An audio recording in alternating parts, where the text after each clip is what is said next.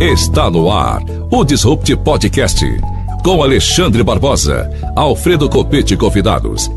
Informações acessíveis sobre inovação, tecnologia e direito em um formato dinâmico e simples. O Disrupt Podcast está no ar. Olá, meus amigos, olá, minhas amigas. Muito boa tarde a todos, a todos. Estamos mais uma vez, Alexandre, no Disruptcast, hoje com um convidado muito especial. Dr. Eduardo Busata vai conversar com a gente sobre dados pessoais e reparação civil. Boa tarde, Eduardo. Boa tarde, professor Alfredo. Boa tarde, professor Alexandre. Obrigado pelo convite. E dados pessoais e reparação civil é realmente uma temática interessante que, penso, cabe muito bem aqui nesse excelente podcast de vocês, o Disrupt. Obrigado, Eduardo, por estar com a gente hoje aqui. Uma alegria muito grande te receber. E fala um pouquinho para a gente, para que o nosso público consiga perceber a importância que hoje nós temos que dar para os nossos dados pessoais. E na medida em que nós temos hoje uma lei geral de proteção de dados, a importância de cuidarmos desses nossos dados e, mesmo cuidando se eventualmente algum problema existir, temos a possibilidade de reparação. Fala um pouquinho para a gente sobre isso, meu caro. Claro, Alexandre. Veja, os dados pessoais representam tudo aquilo que é importante em relação à pessoa. Quando eu falo de dado pessoal, eu estou falando justamente de informação pessoal. Né? Então, tudo aquilo que nos define, tudo aquilo que as nossas fragilidades, os nossos medos, as nossas incertezas, mas também nossas virtudes, nossas qualidades, enfim, tudo isso é transformado em dados, são dados pessoais na forma da LGPD. E essa combinação dados pessoais com inteligência artificial tem feito com que as pessoas se tornem transparentes frente aos agentes de tratamento de dados pessoais.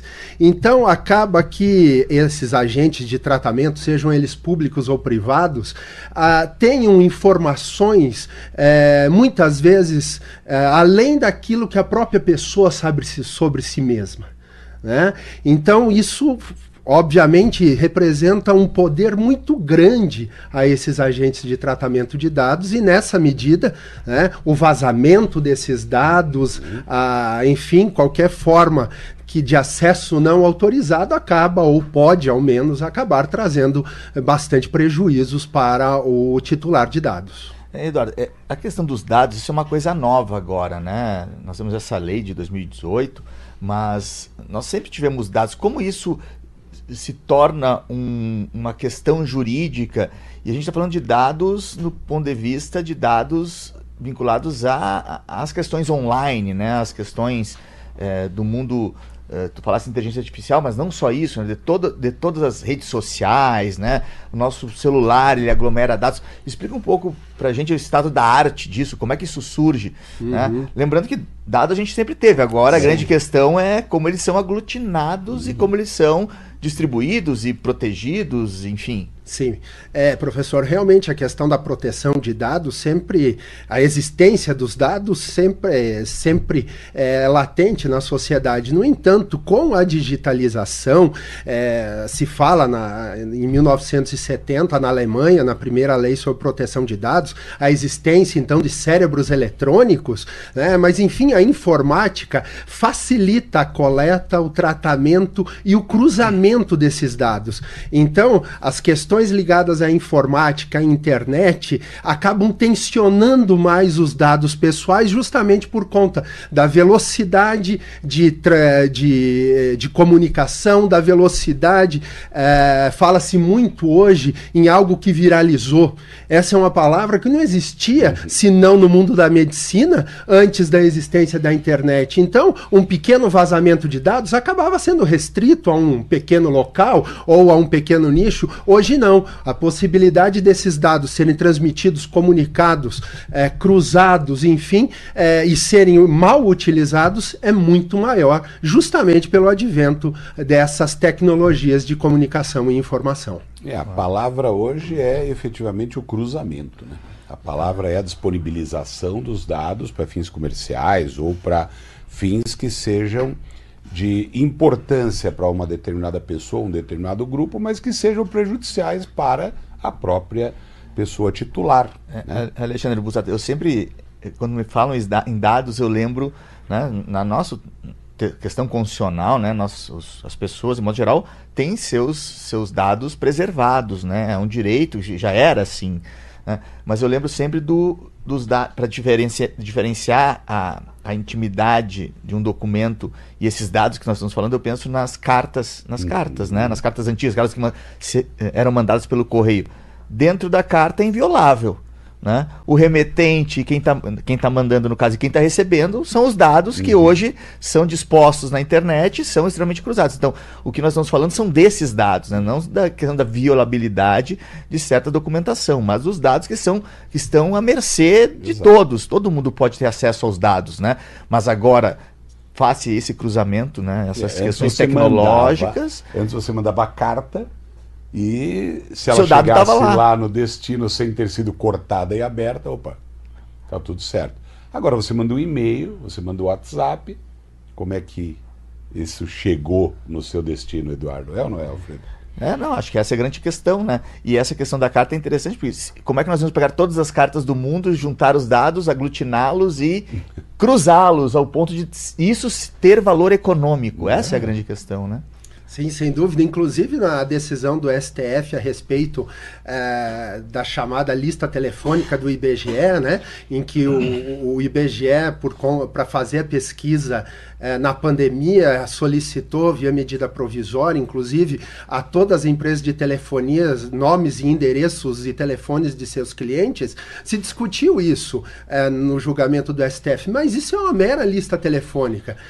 Não é uma mera lista telefônica, porque com a internet, com o cruzamento de dados, com inteligência artificial, esses dados são agregados a outros dados e isso pode resultar em informações que sejam extremamente, vamos dizer assim, prejudiciais ou mesmo dificultosas para o seu titular. Né? Então, essa recombinação possível, esse cruzamento decorrente da internet e a velocidade de transmissão, enfim, faz com que a gente precise pensar de uma forma diferente em relação aos dados pessoais e por isso, inclusive, o surgimento da LGPD no Brasil, bem como a emenda constitucional 115/2022, que colocou os dados pessoais como direito fundamental. E eu me lembrei agora, Alfredo, você falou das cartas, eu me lembrei de uma história que um amigo do Rio, um advogado, conta que ele saiu do escritório com uma pasta, aquela pastinha que andava-se antigamente, hoje em dia quase ninguém mais usa pastinha, com documento, com papel, tá tudo, né, na rede, na nuvem e tal. E ele foi tomar um aperitivo lá com os amigos num final de tarde e deixou a pastinha, e essa pastinha foi furtada, levaram embora. E tinha documentos de um cliente. Dias depois o cliente liga dizendo que tinham aberto uma conta em nome dele, que tiveram acesso aos dados. Olha só, na época do papel ainda já teve um prejuízo para uma determinada pessoa titular, porque aqueles papéis que estavam lá dentro eram elementos, dados importantes, que fizeram com que ele tivesse uma conta aberta erradamente. Vejam, sempre existiu. Agora, com a velocidade da internet, com a inteligência artificial, com essa nova forma de se ver o mundo, Eduardo, tudo fica muito mais fácil, né?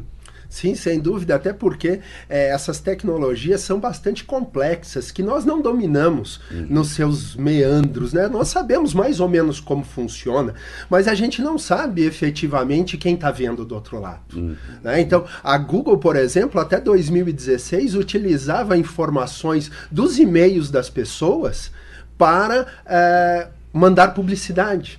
Então, o conteúdo do meu e-mail era lido pelo algoritmo da Google para, com base nisso, me enviar publicidade. Né? Eles vão dizer o seguinte: não, mas isso a gente dizia na política de privacidade. Mas quem de nós aqui consegue dar conta de ler todas as políticas de privacidade de todos os serviços online que a gente tem e que mudam a cada pouco? Né? Então, mesmo se eu gastasse todo o meu tempo para ler essas políticas, quando eu terminasse a última, bem provável, eu já tinha que começar de novo, porque elas... mudam a cada minuto, a cada instante, a cada dia, né? É que você não pode nem negá-lo, porque se você negá-lo, você não tem acesso ao serviço. Você vira um eremita digital, né? Você não tem mais esse serviço, você é excluído desse meio. Onde é que está a livre escolha, né? De você aceitar ou não aceitar certas... Eu defendo no livro, inclusive, que a autodeterminação informativa, em tempos de internet, como nós vivenciamos, é uma ficção. É uma ficção. Ela existe, quiçá, quando, no momento lá em que ocorreu um equívoco, etc., para você corrigir em algum cadastro, algo do gênero, mas efetivamente você ter a escolha efetiva, ponderada, etc., para aceitar ou não aceitar ceder seus dados pessoais, isso praticamente não existe. E ao lado disso, nós temos uma cultura no Brasil de não proteção que faz com que nós entreguemos os nossos dados pessoais por qualquer desconto. Vide aí o que a gente tem feito nas farmácias, né? Me informa o CPF para obter o desconto, né? E com isso todos os nossos dados de saúde ficam à mercê desses fornecedores de medicamentos. E que se torna um elemento de valor.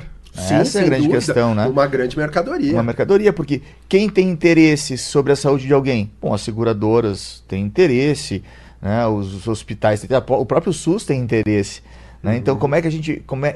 quem é que diz que as farmácias estão protegendo os nossos dados, né?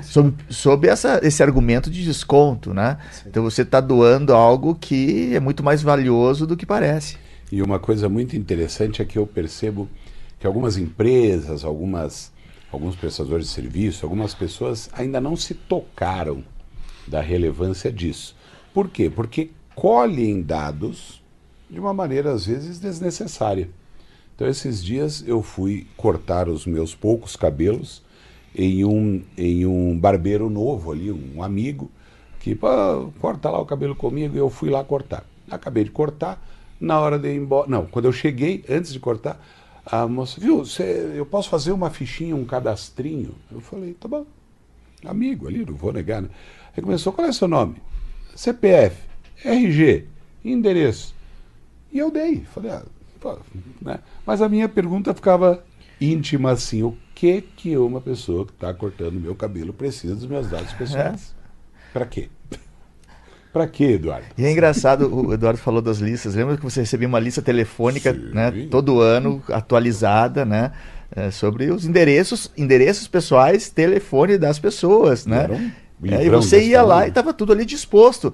Então, não se dava valor a esses dados. Mas por que não se começou a dar valor? Não é que o dado em si tem mais valor, é que o cruzamento dele teve valor econômico, né? E esse cruzamento se torna realmente algo que, em alguma medida, face toda a tecnologia, é algo que vira personalíssimo, né? Claro. E uma pergunta neste momento para a gente seguir com o raciocínio, Eduardo. Então, muito bem, temos os dados pessoais, já percebemos que eles são economicamente importantes, eles estão transitando, nós não temos controle muitas vezes. Vamos entrar para a segunda parte. E a reparação civil? Quando que nós vamos falar em reparação civil? Explica para o nosso público, para quem nos vê, para quem nos ouve, nas plataformas e também aqui na CBN, como que nós pensamos essa ideia de reparação e o que é isso? Sim, perfeito, Alexandre. Como a gente sabe, descumprida a norma, deve haver uma consequência para aquele que descumpre, né? No âmbito de proteção de dados, essa consequência pode se dar especialmente com uma multa administrativa a ser aplicada pela Autoridade Nacional de Proteção de Dados ou através da reparação civil, né? E essa foi uma grande controvérsia, tão logo foi editada a LGPD, né? Porque ela, ao contrário dos nossos outros textos legislativos a respeito de responsabilidade civil, ela não nos disse com todas as letras se essa responsabilidade, desculpe, precisa de culpa ou independe de culpa, né? Então, a doutrina girou essencialmente nesse ponto, né? Parte dizendo com os seus argumentos lá de que a responsabilidade era subjetiva, ou seja, havia necessidade do titular de dados dados que se sentiu lesado provar a existência da culpa do agente de tratamentos, ou seja, o erro de conduta, imperícia, imprudência, negligência, né? Já a parte da doutrina vinha sustentando que não havia necessidade de provar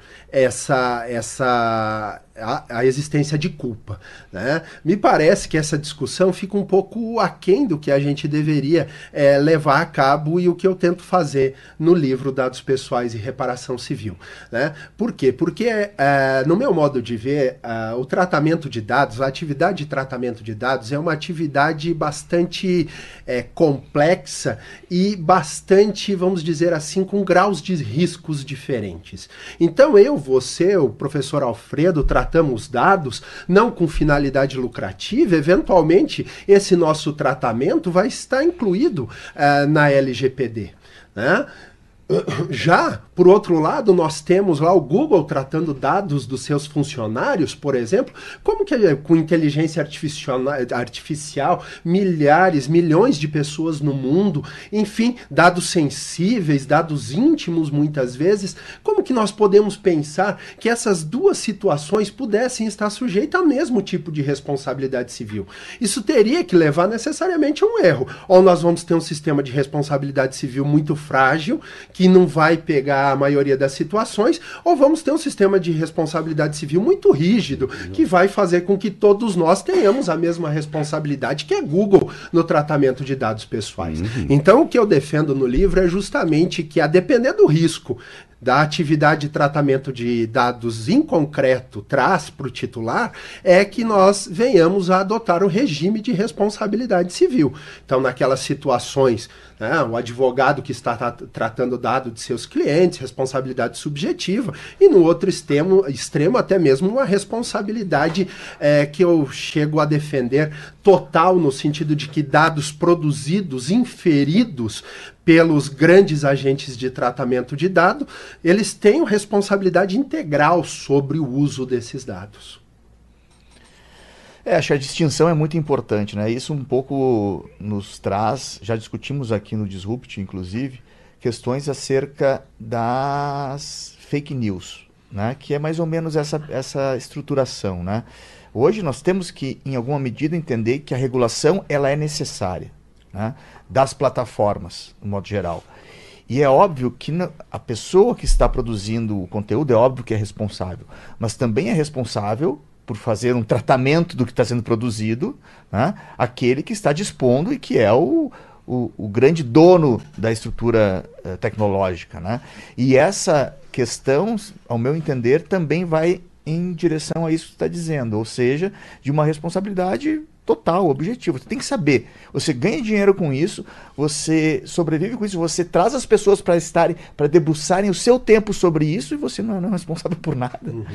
Sim, esses dias, inclusive, eu me deparei com uma situação que não é uma fake news, mas que me pareceu bastante grave. Eu entrei no YouTube lá para ver um vídeo qualquer sobre direito, e o primeiro vídeo que apareceu era de uma marca famosa de sapatos, enfim, etc. E eu cliquei e isso me levou para uma página da internet. E eu desconfiei, porque o preço era muito barato, né? Estava muito abaixo do mercado. E aí me ligou aquele alarme e eu fui ver. E realmente era um site falso, aonde se prestavam golpes. E aí eu lhes pergunto, puxa vida, o Google, através do YouTube, está recebendo dinheiro para colocar isso em evidência. Não se trata de algo desinteressado, não se trata, eu estou sendo ludibriado também. Não, ela está recebendo dinheiro. Eu lhes pergunto, se uma empresa vai anunciar no Jornal Nacional da Globo, horário nobre, a Globo não tomaria algum cuidado para verificar se essa empresa é idônea, para verificar se essa empresa não está lesando os consumidores, né? Então, claro que ela, agindo culposamente, para a gente pensar aqui, colocando um anúncio no seu horário mais nobre, né, sem tomar devida cautela, ela responderá, mas por que o Google não responde se ele está colocando para mim no seu canal mais nobre, que é o YouTube, em evidência, um site que é claramente um golpe. E assim também as fake news. Claro. Né? Então as plataformas colocam em evidência, fazem essa virilização dessas fake news, porque isso gera engajamento, isso gera cliques, gera publicidade. Né? Então não se trata de uma questão essencialmente de liberdade de expressão. Nós não estamos falando que deve ser limitada a liberdade de expressão das pessoas. O que nós estamos falando é que a plataforma tem que ter alguma responsabilidade sobre aquilo que ela alavanca. Claro. Né? Nós chamamos isso de due diligence, né? Na estrutura de compliance. Você tem que saber quem é. Se na lei, por exemplo, vamos pegar na questão jurídica, né? Até para o nosso ouvinte entender. Né? Se você pega a questão da lavagem de dinheiro, que é uma questão que está à tona sempre no mundo, as grandes corporações estão muito atentas, as questões transnacionais, né, dos governos transnacionais, ONU, etc., estão todos muito atentas a isso também. Se você não sabe, se alguém está injetando dinheiro no seu negócio e você não presta atenção de onde vem esse dinheiro, a sua atividade é completamente ilícita, você paga todas as suas notas, paga os seus tributos, paga os seus funcionários, mas se você não sabe de onde estão comprando o seu produto, você é responsável pela lavagem de dinheiro, se porventura essa origem desse dinheiro for de lavagem. Sim, e a gente tem, inclusive, no direito penal, outros exemplos disso. Por exemplo, o crime de receptação se dá nas hipóteses que você sabe ou deveria saber que é produto de crime. Mais do que isso, a gente fala na teoria da cegueira deliberada. Né? Fazer conta aqui, né? Exatamente. Não quero saber de onde vem para não me envolver. Mas, obviamente, que ele age de forma dolosa, mas por conta vamos dizer, esse ganho de apelo popular que a liberdade de expressão traz, acaba não se pensando nesses outros fatores que, voltamos a insistir, são fatores que buscam não liberdade de expressão, mas sim engajamento e no mundo da vida está regulado, eu digo mundo da vida, né, factual. E bem regulado. E por que não está, então, no mundo digital? Essa é a grande questão. Esse ato não pode acontecer. E uma coisa interessante, que é o que o Alfredo tem pesquisado muito, que é a questão da reputação. Aí eu fico pensando, então o Google aceita um vídeo ali que induz a uma fraude, a um golpe, e recebe dinheiro por isso, ok, Alfredo, e a reputação? Como é que fica isso? O Google tem uma reputação inabalada, que nada alcança? Ele manipula a reputação, porque a reputação é a percepção das pessoas sobre algo, não é o que realmente ocorre. E isso acaba tornando mais grave muito ainda, mais grave. Né? Porque à medida em que eu vejo ali, eu confio. Eu acredito que aquilo ali é correto, até porque uma empresa desse tamanho não cometeria esse equívoco de colocar algo não verdadeiro, algo falso. Né? Então, é meio que hoje que a gente vê aí, vindo dessas grandes empresas, dos senhores da informação, é algo quase como os nossos pais, avós falavam, não, se está escrito é porque é verdade. Né? A cultura mais antiga diz isso, está escrito é verdade. Hoje, para muitos, está no Google, está nas grandes plataformas, é verdade, mas não há essa devida diligência. E o exemplo disso, esse teu livro deve ser interessantíssimo por conta disso. A primeira questão de venda de dados foi do Facebook, na eleição presidencial lá do Trump, né? O Facebook literalmente vendeu os dados de todos os americanos.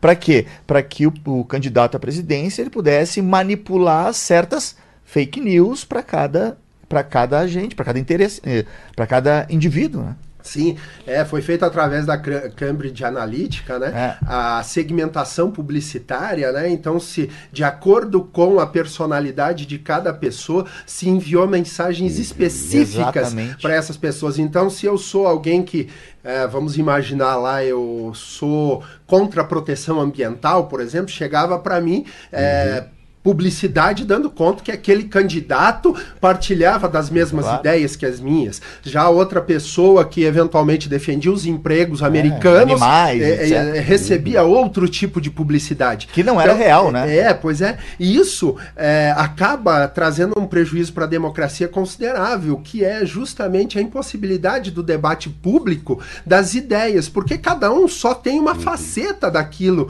que é vamos dizer assim, o programa total. Né? né? Então, mesmo se verdadeiras, essas notícias, essas publicidades segmentadas, ainda assim elas trazem prejuízo. É verdade. Isso que tu falou, Alexandre, da reputação é interessante. Fiquei pensando, por que não se dá uma reviravolta nisso, né? Porra, vamos derrubar o YouTube. Porque a mídia é que faz isso. A mídia poderosa das redes sociais é que são as detentoras desse poder. E esse poder não consegue se voltar contra ela se não for por uma outra mídia. Perfeito. Só que essa outra mídia é tão grande quanto e faz as mesmas coisas. Exato. Então, é um compadrio, aspas. O termo gaúcho, estamos no mato sem cachorro. Estamos no mato sem cachorro. Professor Alfredo, nosso tempo, infelizmente... Não temos tempo encerrou. Para mais nada, Alexandre. E eu quero deixar aqui o livro do professor Eduardo Sata, para que vocês tenham aqui mais informações sobre os dados pessoais e reparação civil. Editora Forense, pelo Grupo GEM. Hoje o professor Eduardo vai dar uma palestra aqui na nossa instituição, na aula magna do Direito do Mestrado da Univel. Hoje é 20 de agosto de 2024. Muito obrigado. Obrigado, todos. Eduardo. Obrigado, eu que agradeço. Excelente. Foi ótimo. Obrigado. Obrigado, Eduardo. Prazer te receber aqui. Alfredo, semana que vem tem mais, Alfredo? Mais um DisruptCast aqui na CBN Cascavel. 16h30. 16h30. E também estamos nas plataformas digitais. No YouTube, obviamente, e no Spotify. Um abraço a todos. Valeu, tchau. Um abraço. Tchau, tchau. Você ouviu na CBN Disrupt Podcast com Alexandre Barbosa e Alfredo Copete.